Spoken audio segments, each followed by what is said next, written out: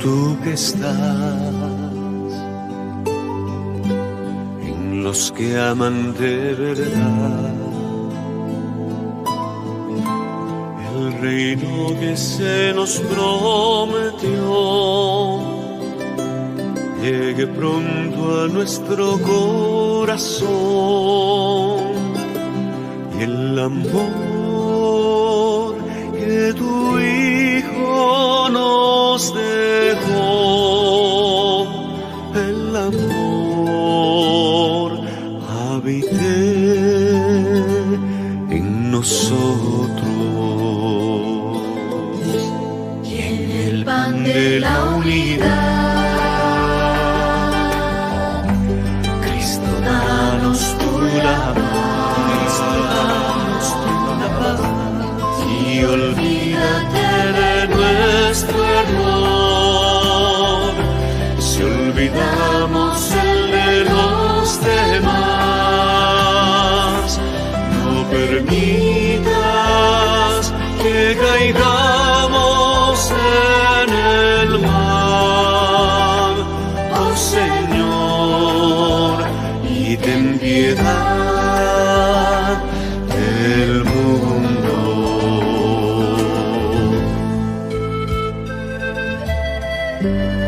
Padre nuestro que estás en el cielo, santificado sea tu nombre. Venga a nosotros tu reino.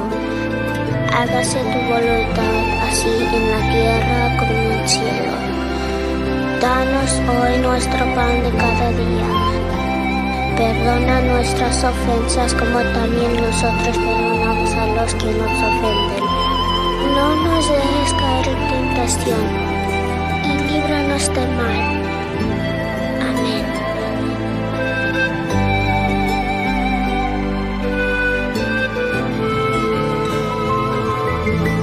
Y en el pan de la unidad,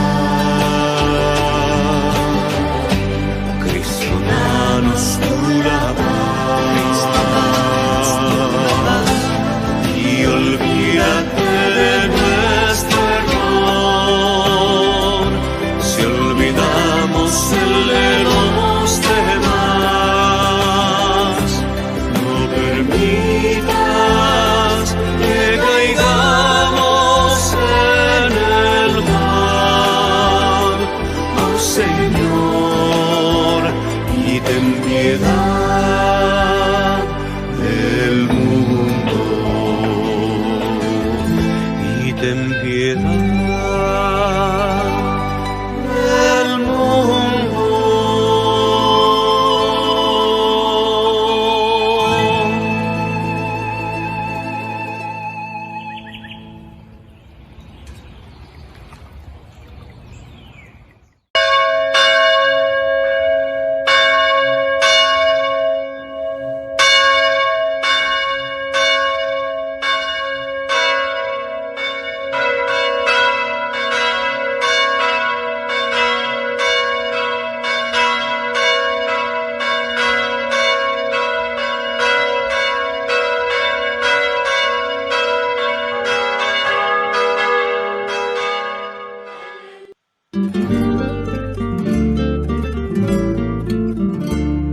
Llevabas conversando, me dijiste buen amigo, y me detuve asombrado a la vera del camino.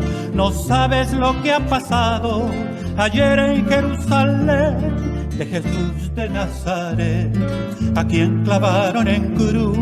Por eso me vuelvo en pena a mi aldea de Maús. Por la calzada de Maús un peregrino iba conmigo, no le conocía al caminar, ahora sí, en la fracción del pan. Quédate forastero, ponte a la mesa y bendice, y al destello de tu luz, en la bendición del pan, mis ojos conocerán al amigo de Maús.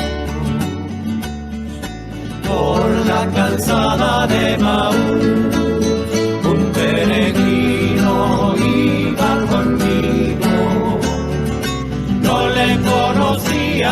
caminar. Ahora sí, en la fracción del pan.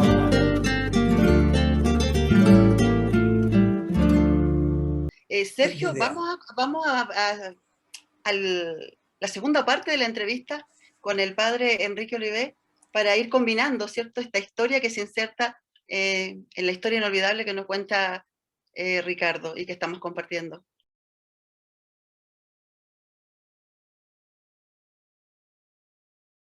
Padre, ¿qué significó para usted convivir con la familia minera, insertarse en lo que era la comunidad en Chuquicamata?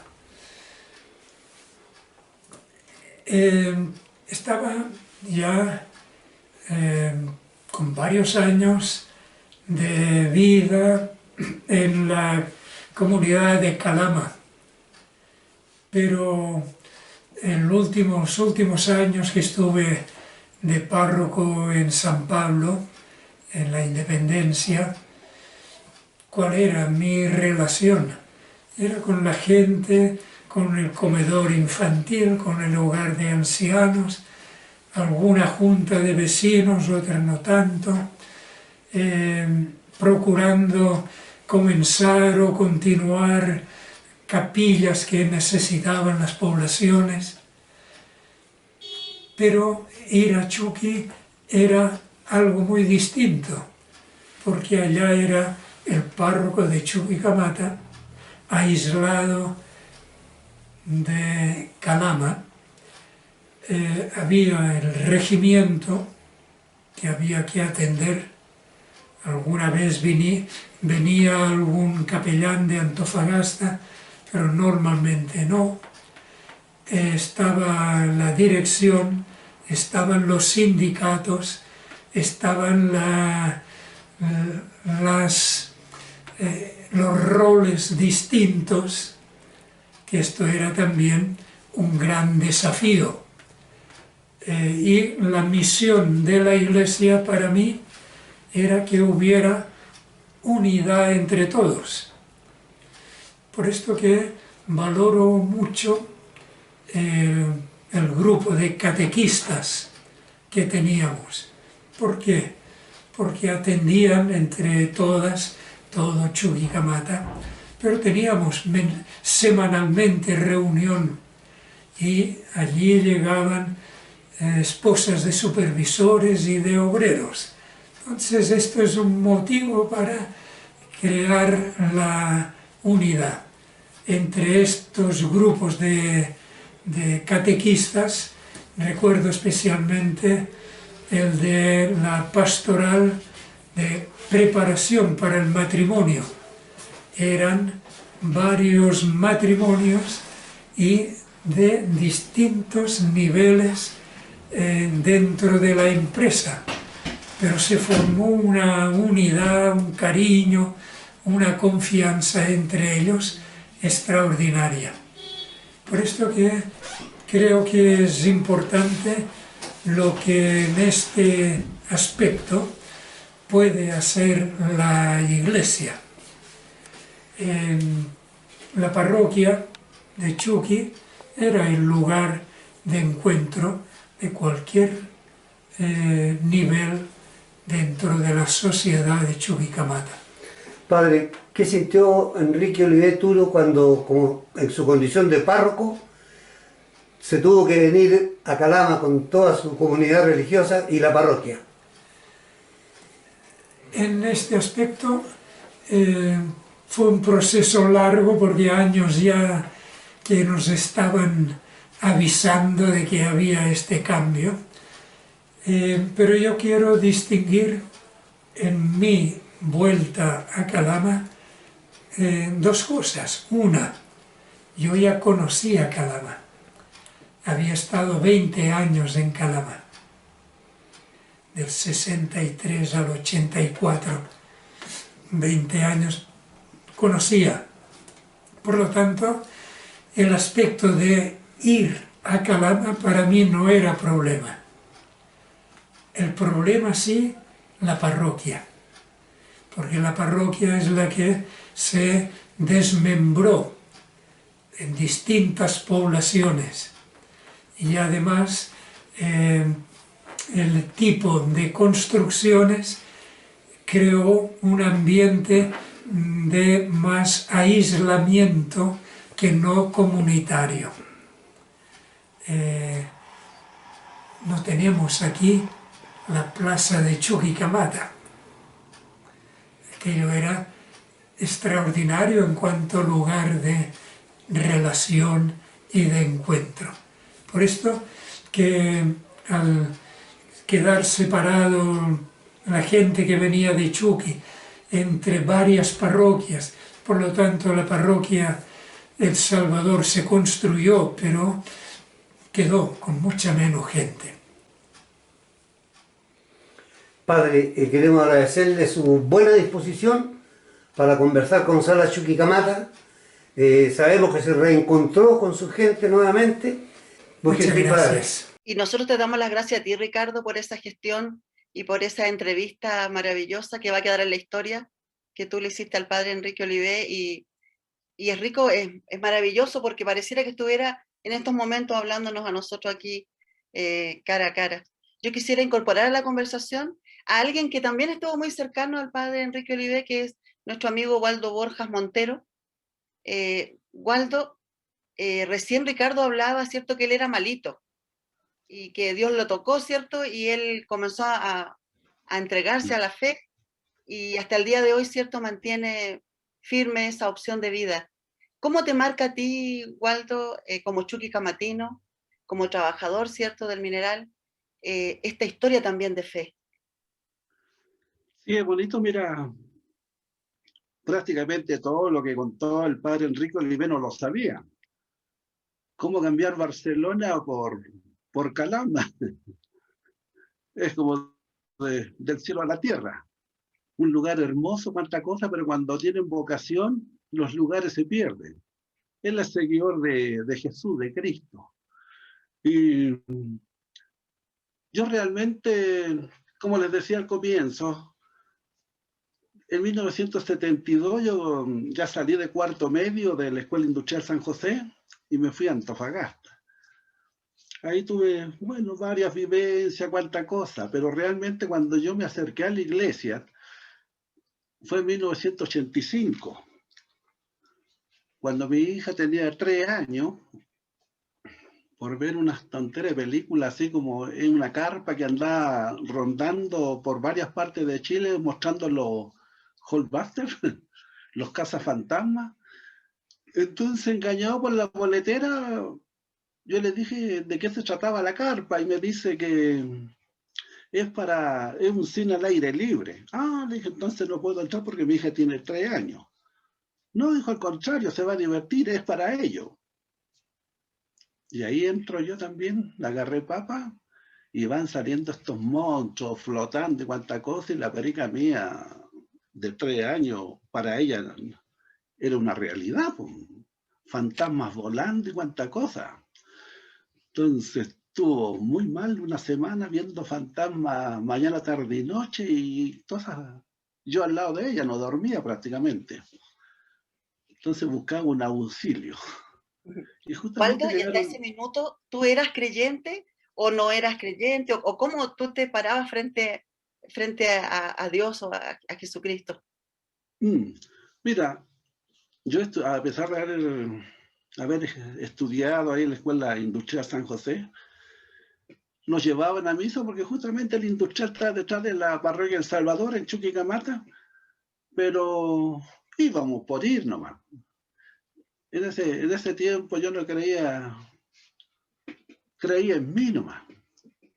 Claro, como era, yo me crié prácticamente en la calle porque mi padre murió cuando yo tenía 10 años y éramos 12, una familia pampina, obrera. Entonces eran muchos hermanos. Y desgraciadamente en el tiempo de los gringos tú te morías y el dueño de casa te daban 24 horas prácticamente para dejar la casa porque ya te la estaban pidiendo otros vecinos, porque siempre los vecinos iban ocupando casas más grandes. Se moría el dueño de casa y tenía que abandonar a Calama. Allá tenía que irte. Entonces, Yo me crié prácticamente en la calle. De los 10 años aquí en Calama tuve que aprender, me mostraron otro mundo. Chuquicamata era el paraíso. Gente amable, buena, sencilla. Todos éramos hermanos, todos éramos uno. Y llego a Calama y es totalmente lo contrario. Llego a poblaciones más encima y había cierta rivalidad entre calameño y chuquicamatino. Había cierta envidia por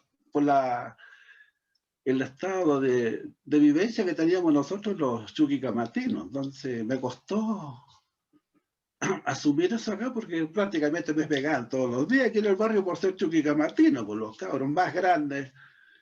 Tuve que aprender a defenderme. Entonces, mi madre se dedicó a las mujeres, éramos 6 hombres, 6 mujeres. Se dedicó a las mujeres ahí nomás y a los hombres nos dejó ser. Entonces, de ahí viene mi conducta. Pues. Empecé medio rebelde, así, por eso te digo, yo creí en mí nomás, en mi capacidad de ganar. Entonces, por eso me costó, por esto mismo me costó también, estuve en 4 colegios, me echaron por conducta, por peleador. Entonces yo no estaba ni ahí ni con Dios ni con el diablo. Hasta que en 1985, mi hija por esa película que le contaban los Goldbusters, quedó malita, así, veía cosas en todos lados, entonces yo al lado de mi hija y ahí recién me di cuenta que necesitaba de algo espiritual, de una fuerza, ya que yo en ese tiempo estaba trabajando en el POG, no tenía atención médica, no tenía nada. Entonces, viendo así hierba y cuantas cosas para sacar adelante a mi hija. Y en una de esas me acuerdo que, bueno, empecé a ir a la iglesia primero. Me enojaba con Cristo cuando llegaba a la iglesia, iba 3, 4, 5 veces en el día a pedirle ayuda, pero primero le decía, ¿por qué castiga a mi hija? Si el que fui malo fui yo, le dije, castígame a mí, no a mi hija. Le reprochaba eso. Y después salía llorando, después de descargarme.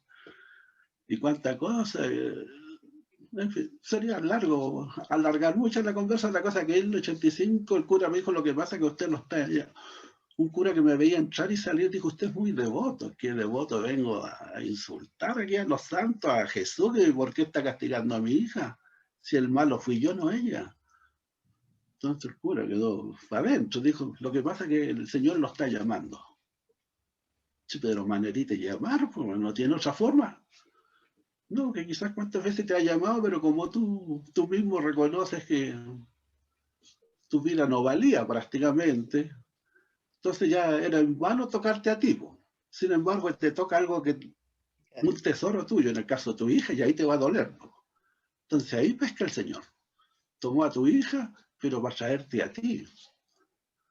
¿Y qué tengo que hacer? Mira, hay unas misiones en Calama y necesitan 300 voluntarios para cubrir todo Calama. Yo le dije, si yo no me acuerdo ni cómo persinarme, no me acuerdo ni del Padre Nuestro. No es necesario, dijo. ¿Ah? Waldo, entonces, ¿sí? Esta historia inolvidable que tú nos cuentas tiene que ver con eso de que yo soy absolutamente rebelde, ¿no? Yo creo solamente en mí, dice Waldo, y me tuve que parar frente a la vida de esa manera. Sin embargo, cuando hay un ser que yo amo con todo mi corazón, con todo mi ser, y yo veo que está sufriendo, siento ese llamado que tú le dices espiritual, y claro. varias veces, ¿no? Y tú ibas al templo, entiendo yo, y buscabas a Dios, pero lo buscabas de una manera insolente a lo mejor, ¿no? De una manera como un hijo atrevido. Y aquí viene el Padre y te dice, mira, tú tienes que encauzar tu fe, yo veo que tú eres devoto. ¿Y tú eres devoto, Waldo? Porque yo tengo una visión de que tú realmente sí lo eres, hace muchos años. Sí, el 85 justamente después de esa insolencia, rebeldía, pero después caía de rodillas, pues me pedía perdón, sáname a mi hija, yo voy a cambiar, cosas así, y ahí entra una monjita, era chilena, pero fue de niña argentina, que vino a estas misiones, la hermana Vicky, y yo acompañé a ella, me sentía bien, como ella iba a las poblaciones, incluso hasta en la noche, golpeaba cualquier casa donde había un montón de borrachos. Digo, oiga, hermana, esto es peligroso, Calama es peligroso de noche. Y la monja me decía, bueno, y no me decía, ¿y tú tenés miedo? Dijo, tú tenés miedo. Bueno, miedo por usted también y por mí también, porque acá hay muchas pandillas. Yo conozco Calama. Bueno, dijo, déjame sola y yo voy a seguir misionando. Así, no, le dije, ¿cómo la dejar sola? Así que la acompañaba, oye, pero tenía una facilidad para entrar, entablar con los curaditos y al final lo hacía rezar, después de hablarle. Entonces me fue gustando la compañía de la monjita que ni siquiera andaba vestida de monja, andaba con buzo, de blue jean, como sea, y ya tenía 60, 70 años. Entonces ella se interesó en el caso de mi hija, porque era psicóloga, y bueno, salió a dar una vuelta sola con mi hija, y después me dijo, tu hija está totalmente sana, el que está mal soy tú, cuéntame, ¿por qué estáis tan mal? Te veo muy así enrabiado. Es que yo le dije, me costó un mundo estudiar, sacar una carrera. Ahí había salido, anduve 10 años paseándome con un título de ingeniero de mina y no podía entrar a Chucky, ni siquiera las empresas contratistas, así que tuve que estar batallándome en el POJ y haciendo clases particulares de matemáticas. Entonces estaba lleno de bronca, de envidia, de rabia, y encima se me enferma la hija, entonces andaba buscando algo donde descargarme. Y después esta hermana dice, me da unos consejos que continúe en la iglesia, que yo tengo pasta para estar metido en la iglesia. Dijo, ella también se sintió bien conmigo, me vio ciertos carismas. Dijo, continúa en la iglesia, las misiones terminan, me voy, pero acá hay varias gente buena. Y después de esa hermana Vicky, como te digo, me acerco a los curas y ahí empiezo a conocer al padre Enrique Olivé. Y le fui contando mis penas a él y a otros sacerdotes más. Y fue tan impecable, bonito, me empezaba a ir bien. Pues. Al acercarme a la iglesia, ya en el 89, después entré a la empresa y seguí bien, cuanta cosa. Y en el 1996 me invitan a vivir un cursillo de cristiandad, donde te muestran a Jesús en 3 días, 3 días y medio. Y ahí ya me imprendé totalmente de Jesús. El diablo de antes dejó de existir y empecé a meterme en esta onda. Me gustaba ir a la iglesia, empecé a hacer catequesis, 16 años haciendo catequesis en el Colegio Guadalupe de Aiquina, donde estudió mi hija. Y me fue cambiando la vida, fue bonito. Del 96, como me gustó tanto el cursillo, fui perseverante y llegué a ser presidente del movimiento Cursillo Cristiandad, del 2003 al... ¿Ah? Waldito, ¿y cómo te toca en ese sentido? Nosotros hemos estado recordando, ¿cierto?, uno de los sacerdotes emblemáticos de la parroquia del Salvador. ¿Qué rescatarías tú hasta el día de hoy de la personalidad, del carisma del padre Enrique Olivé en esta vivencia? Y también te pido, ¿cierto?, que nos comentes, yo sé que tú enviudaste, ¿cierto?, y él estuvo cerca tuyo también, Waldo, esa vivencia, esa historia tuya, ¿cómo la podrías resumir? Claro, como te digo, yo el cura Enrique Olivé justamente lo vine a conocer bien, justamente en caso de necesidades. Después de mi hija que se enfermó, él me dio después de esta monjita Vicky, y ella me empezó a dar calma, te transmitía mucha paz, te transmitía era un amor con caridad, te transmitía el padre Enrique Olivé, por eso me fui metiendo en esa onda.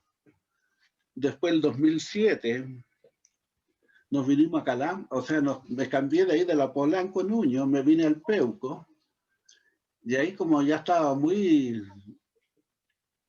relacionado con el padre Enrique Olivé. Cuando se vinieron de Chucky no tenían parroquia aquí en Calama, en el Peuco, así que las misas se hacían acá en una sala del colegio Chuquicamata. Entonces yo participaba harto con mi señora, leíamos las primeras lecturas, cuánta cosa en esa sala. Y desgraciadamente, en abril del 2008,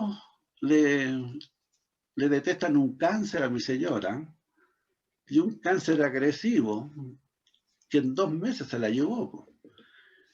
Y nuevamente recurrí al padre Enrique Olivé, porque él andaba visitando enfermos en el hospital, entonces me hice muy amigo de él. Y cuando en ese tiempo que estuve del 2003 al 2007, yo el movimiento, dije, el movimiento Cursillo Cristiandad no es tan solo de la iglesia Jesús Obrero de Las Cotán, el movimiento es de toda la diócesis. Así que empecé a sacar al movimiento a diferentes poblaciones. Claro que yo hablaba con los cursillista, alegre, buena, buenísima. Y los curas felices porque andábamos con en todas las parroquias, y el padre Enrique Olivé dijo, en Chuquicamata ya no nos entra nadie en Chuqui. En los últimos años de Chuqui, en El Salvador no entraba nadie, ¿no? Dijo, yo también pertenezco a la diócesis de Calama, ¿por qué no trae el movimiento de Cursillo Cristiandad y hacen una misa ya de despedida, despidiéndonos de Chuqui? Al fin y al cabo dijo, yo también soy del movimiento Cursillo Cristiandad en España, también es cursillista el padre Enrique Olivé. Pues encantado, dígame usted qué domingo es. Y les trajimos una misa al estilo cursillista, alegre, bonita, se llenó la parroquia. Desgraciadamente yo no tengo video, pero se podría conseguirme por ahí la última misa de Chuquicamata llena, antes de venirnos a Calama. Y eso lo hicieron los cursillistas, y el delante en las misas que se hicieron en... Waldo, antes que tú nos sigas comentando, porque vamos a conversar obviamente, ¿cierto?, del traslado y de lo que significa que la parroquia El Salvador ya no esté en Chuquicamata. Me hacen 3 comentarios y un comentario y 2 preguntas. Me pregunta uno de los editores, ¿qué significa el POG? ¿El qué? El POG. El POG. Es que en ese tiempo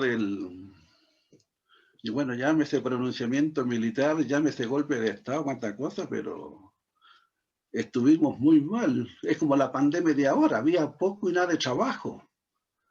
Entonces mucha gente cesante, dándose vuelta por aquí y por allá, y no había dónde trabajar. Entonces hubo un plan a nivel nacional, un plan de organización para los jefes de hogar. Entonces se le da la chance de trabajar para que no anduvieran dando vuelta en el centro tantos cesantes. Se empezaron a crear trabajo. Por ejemplo, el Parque El Loa fue un diseño de la municipalidad, de Dirección de Obras, y ahí tuve parte importante también, porque yo me fui haciendo carrera en el POG, de capataz, supervisor, y al final terminé a cargo del Parque El Loa. Fui jefe de proyecto del Parque El Loa. También fui jefe de proyecto. ¿Ah? Waldo, el POG era como un plan para jefes de hogar. Claro, que estaban cesantes, Plan de obra que tenían familia. Claro. Entonces, se ganaba una miseria. El obrero 4.000 pesos, el capataz el doble, 8, el supervisor 16, y el jefe de proyecto 32, que ya venía siendo un sueldo de contratista. Yo, gracias a Dios, me hice carrera, llegué a jefe de proyecto. ¿No? Ahí con tu esfuerzo llegaste alto, Waldo, en eso. Sí. Pero también me pregunta otro editor, qué linda esta pregunta, Waldo, yo quisiera compartirla con todos ustedes. Es muy linda, yo la encuentro que es una pregunta muy profunda. Dice, ¿cómo está hoy tu hija, Waldo? No, excelente, gracias a Dios. Ella es profesional, es psicóloga, y justamente trabaja bien. Yo vivo con ella, yo ya no me volví a casar, entonces mi hija se casó, tiene 2 niños, y yo estamos viviendo juntos aquí en el Peuco 5. Pero ella ya no es profesional, y todas estas vivencias que yo le cuento a ella le sirven en su carrera porque atiende pacientes. Y está bien, gracias a Dios, todo fue para bien. Es una historia, una experiencia superada. Mira, Karin también, que nos acompaña, dice, mucha fuerza, Waldo, don Waldo, te dice ella, la vida sigue, y fuerza para su hija también. Qué amorosos somos los chuquicamatinos. En este caso, una chuquicamatina, Waldo, que te manda todo su cariño. Vamos a ver ahora un video. Gracias, Karin.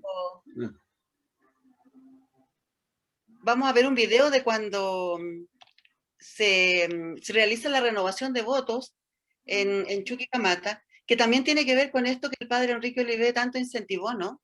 Que nos contaba Laudemio, la unión de los matrimonios. Sergio buscó, ¿cierto?, hasta que encontró esta historia inolvidable de Chuquicamata.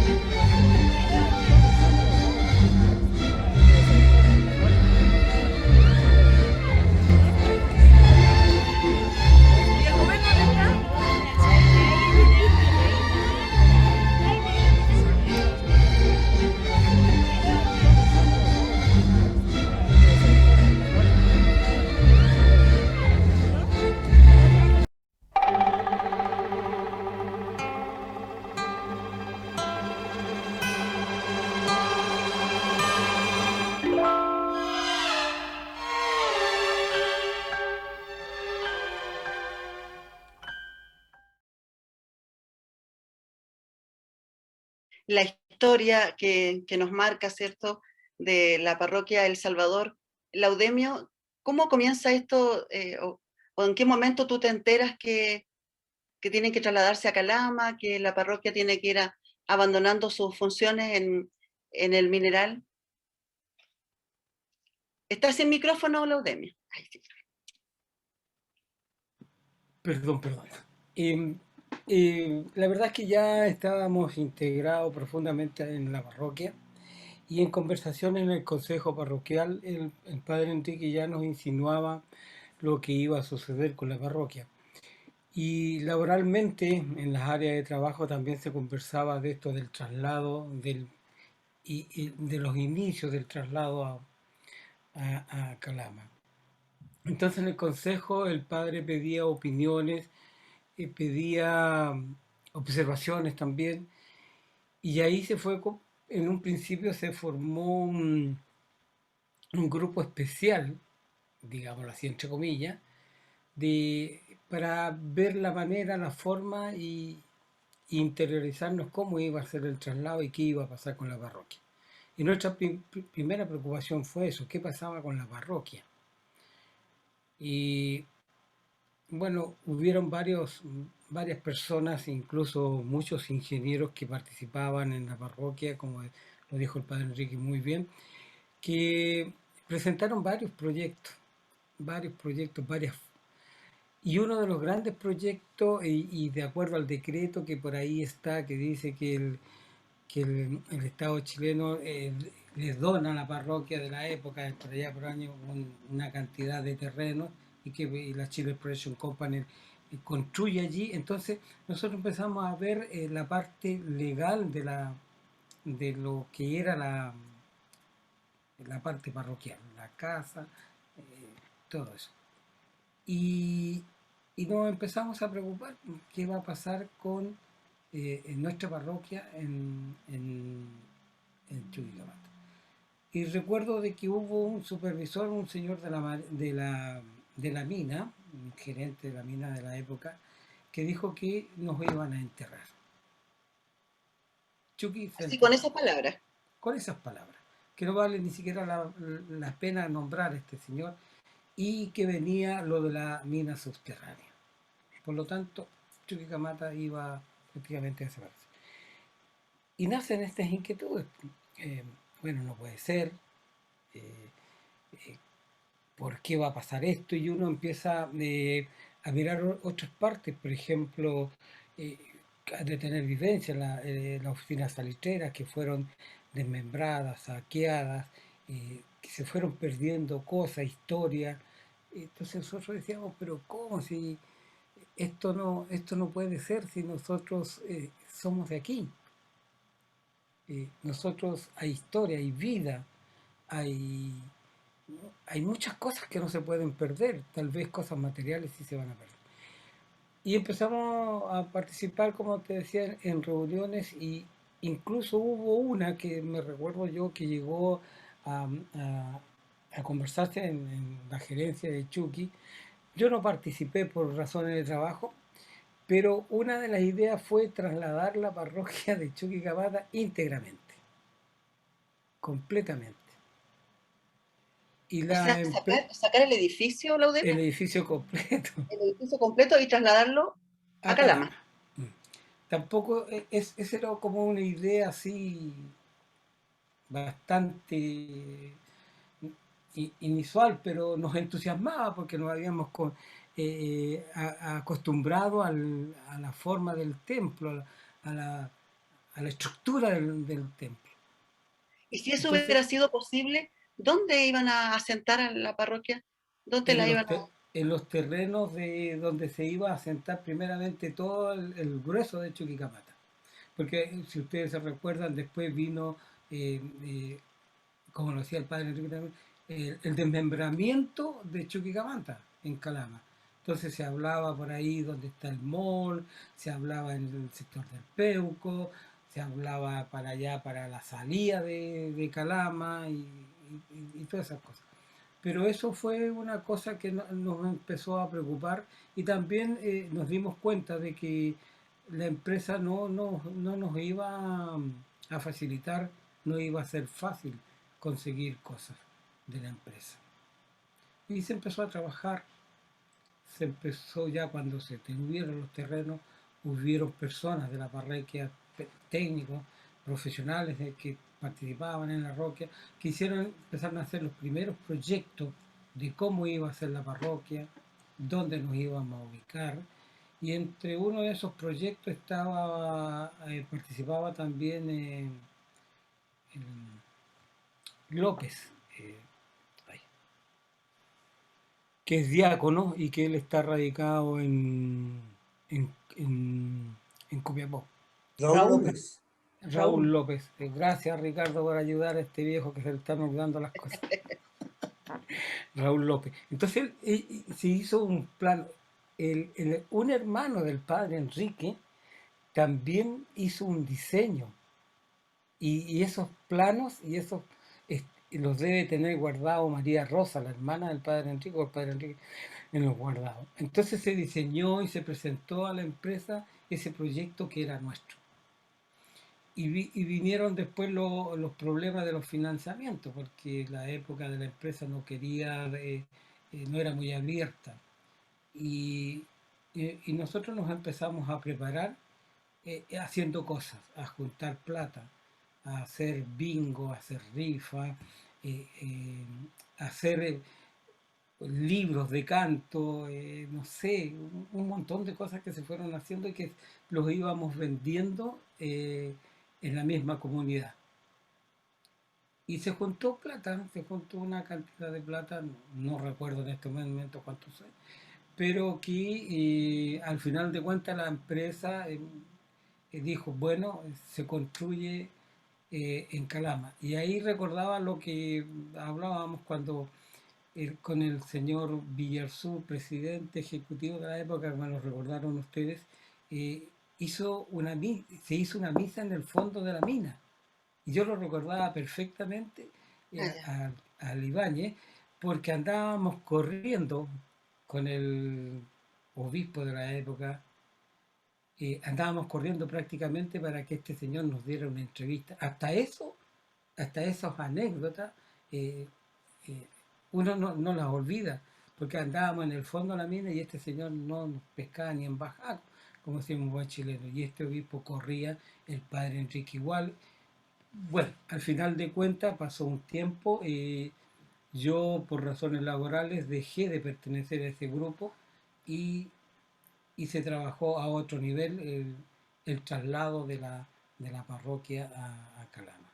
Laudemio, entonces, finalmente no prospera esta idea de trasladar la parroquia íntegramente a Calama. Sin embargo, se construye aquí, entiendo yo, una parroquia similar y se bautiza con el mismo nombre, ¿no? Parroquia sí. El Salvador. Hay un hito en la historia que tú nos comentaste al pasar y que hoy día quisiéramos extender, compartir en la sala Chuquicamata, ¿cierto? Como guardianes de la historia. ¿Hubo incendio o se provocaron incendios o sufrió, digamos, incendio la parroquia El Salvador? Sí, hubo el año 26 hubo un primer incendio de un socavón se habla, lo que el libro que leía yo habla de que había un socavón y ese socavón como que destruyó parte de los terrenos donde estaba la parroquia. Quiero aclarar que no soy historiador ni soy erudito en lo que he dicho, lo estoy diciendo porque lo he leído en el libro que ustedes mostraron. Ahí el padre cuenta esa historia. Después me parece que el año 40 hubo un incendio que se quemó el campanario, porque la parroquia en sus planos tenía dos campanarios, tenía dos torres, y una se quemó y quedó una única torre.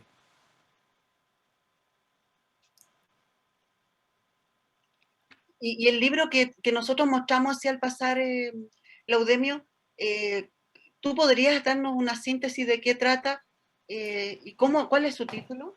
El título es Parroquia El Salvador de Chuquicamata, 100 años de historia, cultura y evangelización. ¿Y usted lo puede mostrar ahí, Laudemio, en la pantalla? Sí, yo no tengo problema para mostrarlo. Mire, ahí lo ven. Sí, me parece que lo ven. ¿Ven? Sí, y aparece en todo su esplendor la parroquia El Salvador. Claro, pero aparece solamente con un solo torreón. Y él relata, ¿no es cierto?, cómo también se construyó la parroquia, sus inicios, sus valores, habla de dineros que fueron aportados, de cómo se construyó la casa parroquial, habla de cómo llegaron los primeros jesuitas, cuándo fue el último jesuita que estuvo en Chuquicamata, el padre Salustiano, la llegada del padre Enrique, y cuenta todo ese cuento, pero además él cuenta esa parte de que aproximadamente el año 40, 45, entre 40 y 45 hubo un incendio.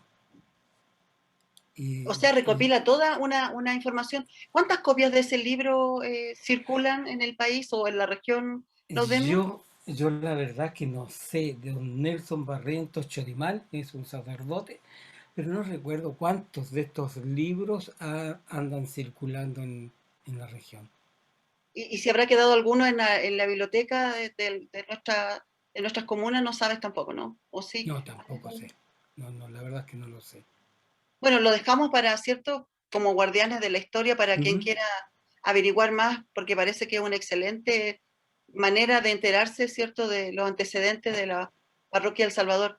Me parece pertinente, antes de que Sergio nos muestre un video a color de lo que significa la parroquia del Salvador, que esperamos restaurar, cuidar como patrimonio nuestro, manifestar que nuestro equipo de editor no cita historiadores, Laudemio, porque ustedes construyen, nosotras estamos construyendo la historia. Y eso es lo más importante, Sí. ¿no? Decir, yo estuve ahí. Yo creo Yo que estuve sí. ahí, ¿sí? Sí, yo creo que sí. Y también creo que hay que ser transparente, honesto en decirte que hay mucha gente que participó en nuestra parroquia y que la memoria falla y se olvida. Y gente muy, muy, muy buena. Eh, por ejemplo, yo tengo una anécdota con el diácono Galvarino que nombró Ricardo, que él vivía con los curas ahí en la casa de este. Él me lo contó, testimonialmente me lo contó. Y, y el pelado, como le digo yo, con mucho cariño, después trabajamos juntos en una área de Chancao concentradores. Así que, y así, pues hay muchas cosas. Entonces, eh, es muy grato de repente escuchar historias de la cual uno como que las deja en el olvido, como que pasaron, que fueron buenas o fueron malas, pero como personas tenemos esa tendencia de olvidar lo que te dio vida, lo que te hizo crecer, lo que te hizo desarrollarte como persona. Y eso creo que no debe perderse nunca, jamás. Qué linda tus palabras, Laudemio, qué inspiradora. Mire, nosotros tenemos en estos momentos 19 participantes en la sala Chuquicamata. Yo siento hace rato que somos 20. Siento hace rato que No me está la diga que está el presencia Espíritu Santo. del Espíritu Santo, de verdad, porque estamos hablando del acercamiento de la fe, del crear comunidad, del sentirnos ciertos seres que somos espirituales. Yo creo que somos 20 y eso se nota en la soltura de tus palabras, Laudemio, como diácono y tu cercanía con el padre Enrique Oliver, que nos marcó tanto. Pedro. La verdad, buenas noches primero a los que se han integrado a nuestro conversatorio. La verdad es que quiero hacerle, si me lo permites, hacerle un par de preguntas a Eudemio, que en lo personal me inquietan. No me inquietan, pero sí tengo un grado de curiosidad. Y la primera está relacionada a que cómo, cómo vivía o qué sentía el chuquicamatino por la parroquia El Salvador. Y lo otro, yo en tu condición de prestar servicio como diácono, tú me parece que tú puedes bautizar y realizar matrimonio, ¿cierto? ¿O Correcto. estaré equivocado? No, está bien. Y en el tiempo, ¿tuviste alguna relación o tuviste algún contacto con alguno de los matrimonios y de los bautizados que tú realizaste? Sí, sí. Y con mucha sorpresa, pero fíjate que no en Chuquicamata, sino que fuera de Chuquicamata. Me he encontrado, por ejemplo, con gente en Santiago que yo la verdad no los recuerdo, pero ellos sí me recordaban a mí y me decían, mire, ¿sabe qué? Usted me casó tal día en tal fecha y ocurrió tal anécdota. Por ejemplo, en un matrimonio que me recuerdo yo, José se llama él y y ese día hubo una tormenta de nieve en Chuquicamata, lluvia, nieve, relámpago, trueno, no recuerdo bien el año, pero que era lo que nos vivíamos en Chuquicamata. Entonces, yo cometí la tontera de decirle a José, oye, ¿no te estarán dando un aviso? ¿Cómo se te ocurre? Y porque hablo lo de Waldo, lo de Ricardo y a lo mejor de muchos de ustedes, pero tuve esa de desubicarme, de decir eso, pero como los conocía, como nos lo habíamos formado, le habíamos dado la charla, existía esa confianza, ¿me entiendes? Entonces, es lo que ustedes han destacado aquí, es esa amistad, esa sinceridad de decirse las cosas sin pensar de que al otro le iba a caer algo mal. Entonces, y también tuve con otros, por ejemplo, en los grupos de catequesis, también de primeras comuniones, de confirmaciones. En Santiago un día estaba en la católica, mi esposa se estaba haciendo un examen, y se acercaron 3 chiquillas. Y me dijeron, hola, don Laudemio, ¿cómo está usted? No, no me dijeron Laudemio, me dijeron lo que dijo Ricardo al principio, que él lo va a explicar. Y yo las quedé mirando, claro, uno ve niñas de 15, 16 años y después ve mujeres profesionales, desarrolladas, casadas, entonces no las ubico. Pero yo las identifiqué porque ellos me dijeron lo que dijo Ricardo y que muy poca gente sabe que me dice lo que dijo Ricardo. Así que, don Ricardo, le dejo la palabra.